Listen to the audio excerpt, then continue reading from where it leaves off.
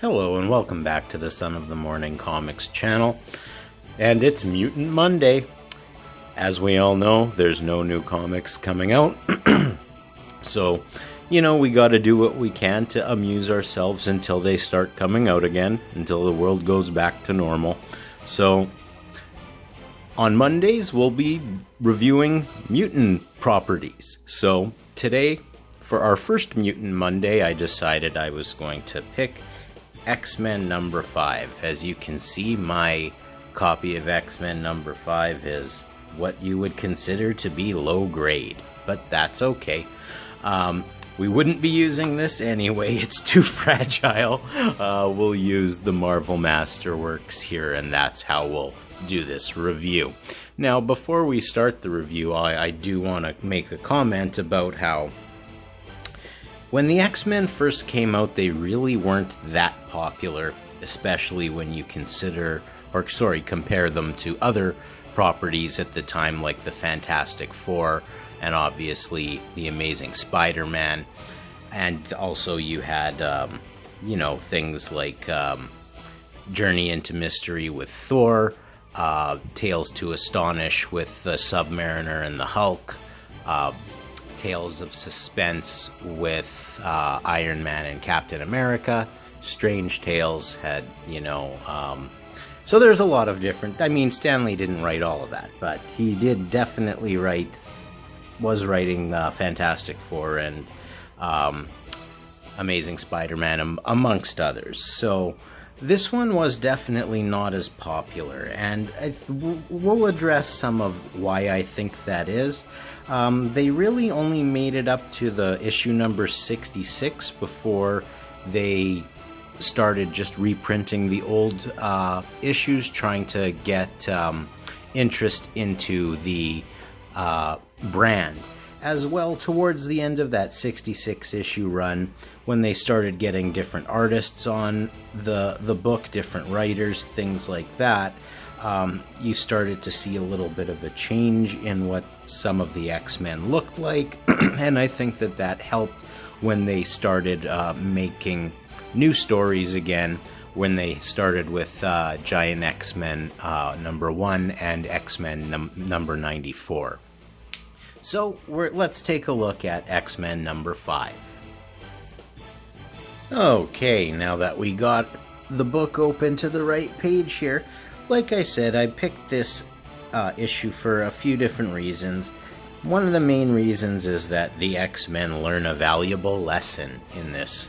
So that's one of the reasons why I picked this. Now, in the previous issue, X-Men number 4, Professor Xavier was injured by an explosion when he hurled himself with his mind power at a door that exploded, and so he lost his telepathic abilities in that accident. So the issue starts off with the X-Men returning back to the mansion.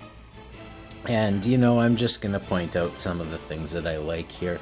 Iceman's still icy. And, he gets Cyclops to open the door because he can't open the door get the keyhole with his icy hands. Jean lifts Professor Xavier into the bed. They all do the nice little things here to help him be nice and comfortable. And they're just sort of wondering, what are we going to do without the, powers that we got from him. And then, Cyclops' response, he didn't get the powers from him, the skills to hone the skills they got from him. He spent countless hours training us to use our powers, Jean. Now we've got to prove we were worthy of that training.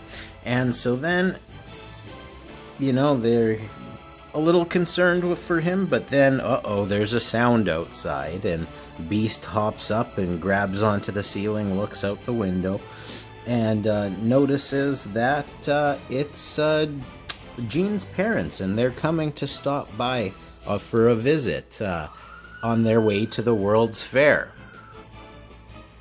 So they all scatter quickly to, you know, get out of their X-Men uniforms and into their regular clothes. And this I find really funny with Bobby Drake, with Iceman, how he physically needs to wait until he melts. So that, I just think that that's funny. I mean, if it's more realistic than being able to just turn the ice on and off, but I thought it was funny. I also thought it was funny here too when you have the Angel has this harness that Professor Xavier has gotten for him that just allows him to turn back into young blue blood Warren Worthington III. And, you know, the Beast makes a comment here that I don't think would be too off the mark for too many X-Men fans, and that, you know, he actually likes it when he gets to just be Hank McCoy. He doesn't like the moniker of the Beast. And, and then Scott, of course, puts on the regular sunglasses, and, you know, Jean goes to the door, and here's the funny part. She says, "What a wonderful surprise," even though she just said up here that she knows they're coming. Whatever.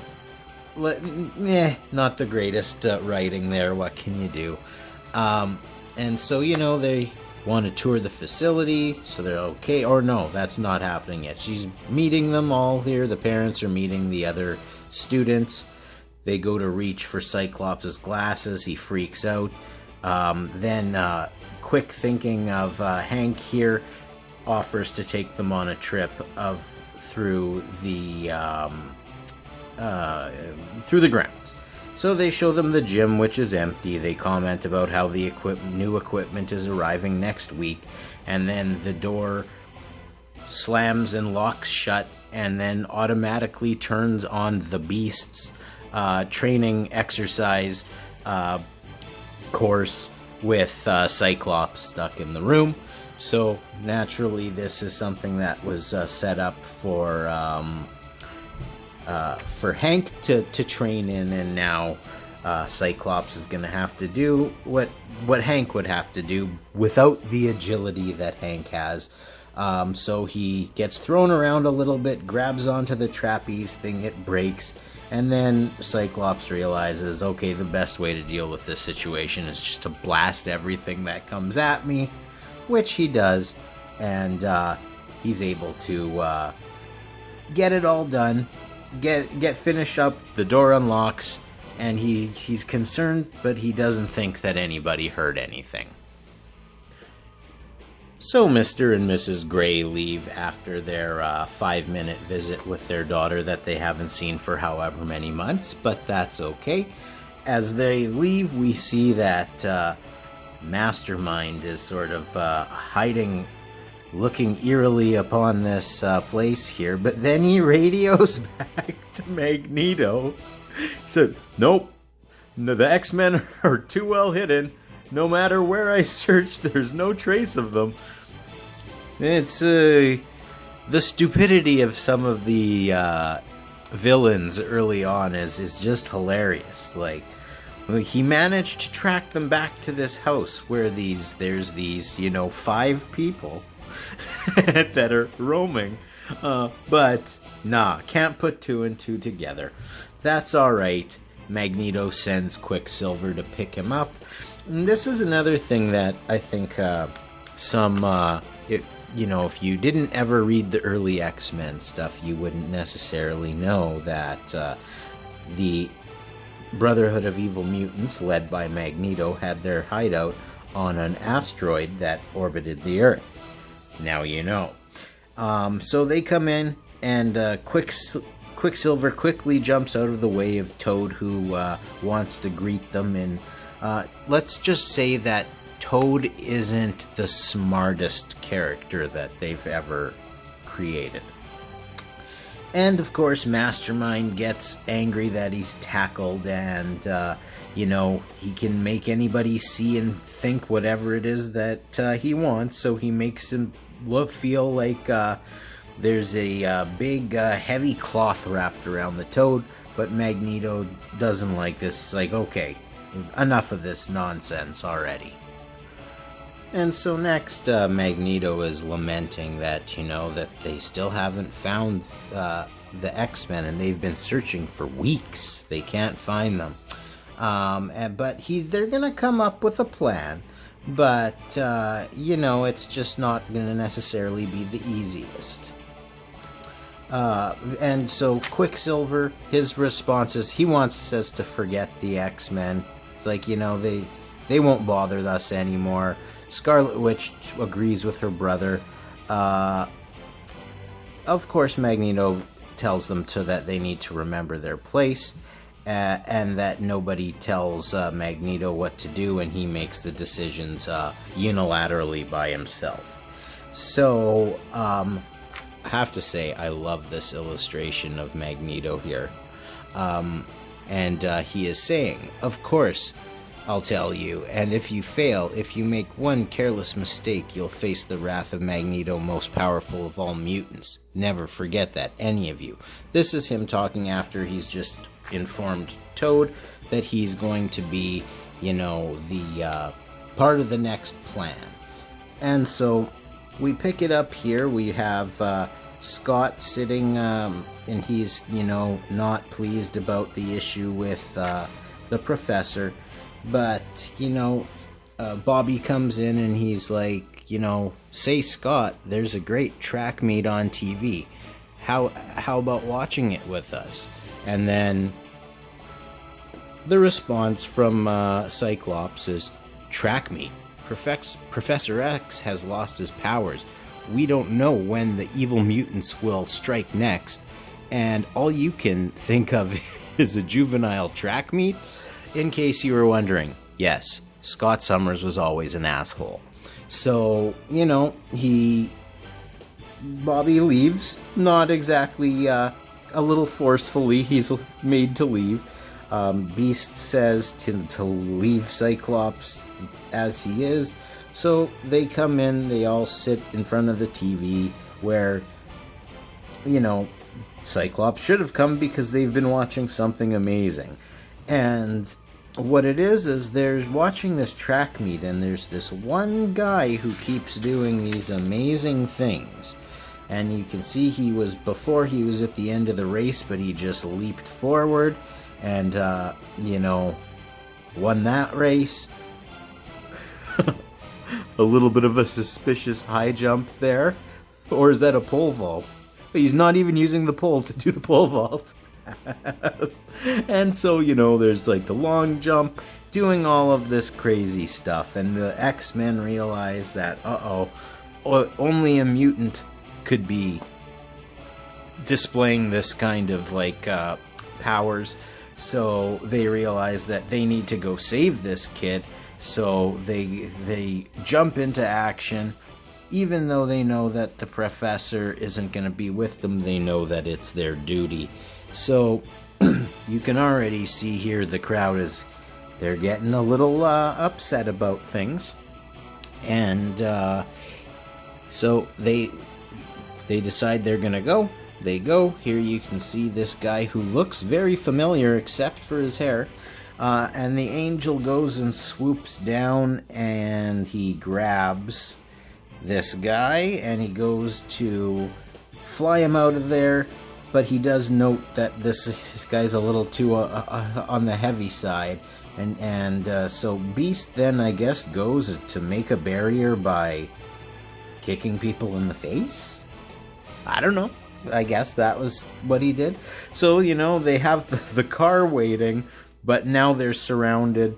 Iceman's trying to make an ice wall. Beast is trying to hold the people off. They decide that the best course of action is just to make a break for it. And when they do make a break for it, they do sort of make way for these mutants as they run away. And this is... yeah, I don't know. So you can see that they're going to get on the subway here. Their friend hops in there like that, and then they're on the subway, and and there's now everyone's staring, looking and staring, and oh, look who it is, Jean says. See how everyone is staring at us? Scott's response is, "Ignore it, Marvel Girl. We paid our fares just like everyone else." It doesn't look like you did, actually, but that's okay.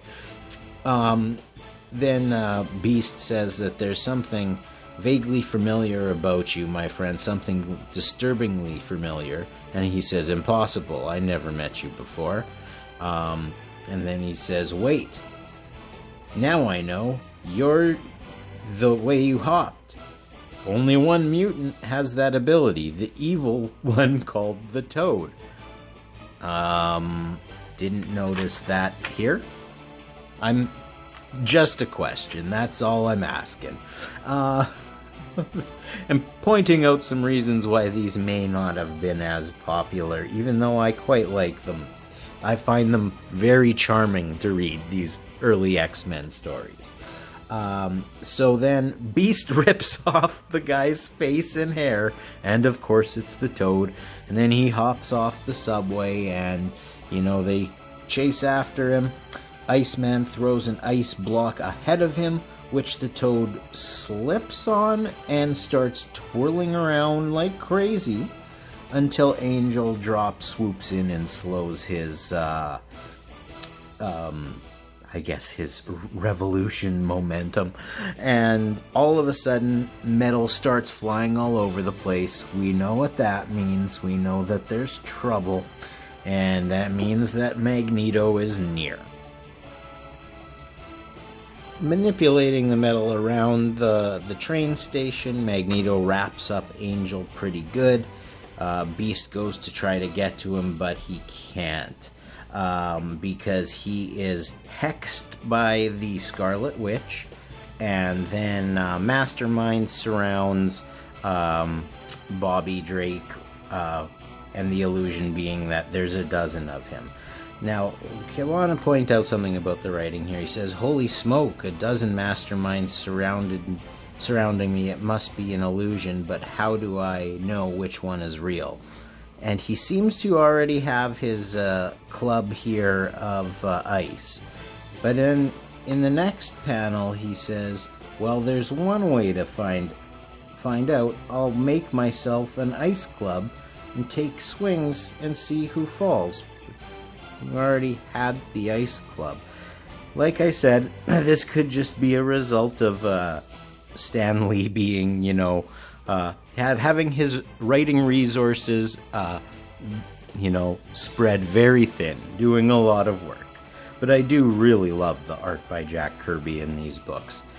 And so he does his job there, takes out those guys. The Scarlet Witch also then picks up Mastermind with her telepathic abilities, and there's a good fight going on between them. And then Quicksilver arrives and causing more distractions, but now they've got the Angel and it's time for them to go. They've got what they came for, I suppose, that being a hostage.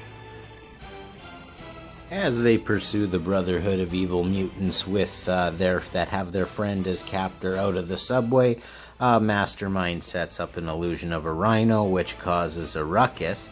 Now here's, I just want to point something out because we're going to touch on this in a bit. Beast asks Jean to lift him up with her telekinesis, but she replies, "I'll try. Oh no, you're too heavy. Can't lift you. Not far enough anyway." Remember that. So they get out there, but too late.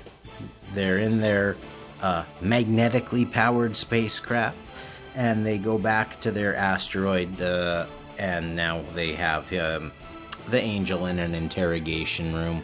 And basically what they're doing is they're playing all sorts of loud noises and having all sorts of flashing lights going at him, trying to basically torture him into giving them the information of where the X-Men hideout is, and he won't do it. He lets them know that he's too strong.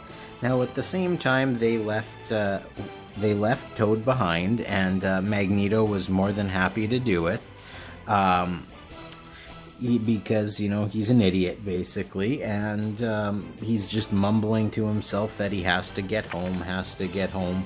Then he has this thing wrapped around his ankle, presses it, and this little pod from the asteroid comes down. Of course, all of the X-Men hop into it. When it arrives on the asteroid, Mastermind is ready to greet them, but Beast boots Toad out into him.